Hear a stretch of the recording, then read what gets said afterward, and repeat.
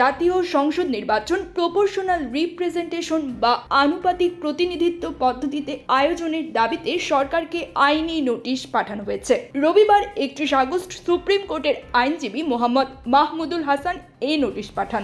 আইন মন্ত্রণালয়, স্বরাষ্ট্র মন্ত্রণালয় ও নির্বাচন কমিশনের কাছে রেজিস্ট্রি ডাক এবং ইমেইলের মাধ্যমে নোটিশ পৌঁছানো হয়েছে। নোটিশে বলা হয়েছে 2026 সালের ফেব্রুয়ারির জাতীয় নির্বাচন পিআর পদ্ধতিতে আয়োজনে সংবিধান সংশোধন ও নতুন আইন প্রণয়ন করতে হবে।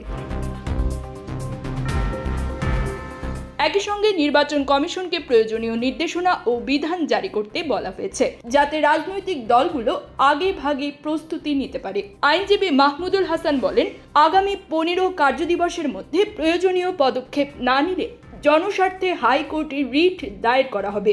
নোটিশে আরও উল্লেখ করা হয়েছে, বর্তমান ভোট ব্যবস্থায় জনগণের ভোট যথাযথভাবে প্রতিফলিত হয় না। অনেক ক্ষেত্রে কম ভোট পেয়ে প্রার্থীরা সংসদ সদস্য নির্বাচিত হচ্ছেন, অথচ বিপুল সংখ্যক ভোট কোনোভাবেই সংসদে প্রতিফলিত হয় না। এতে ভোটারদের ভোটের মর্যাদা ক্ষুণ্ণ হয় এবং সংসদে প্রকৃত জনমতের প্রতিফলন ঘটে না।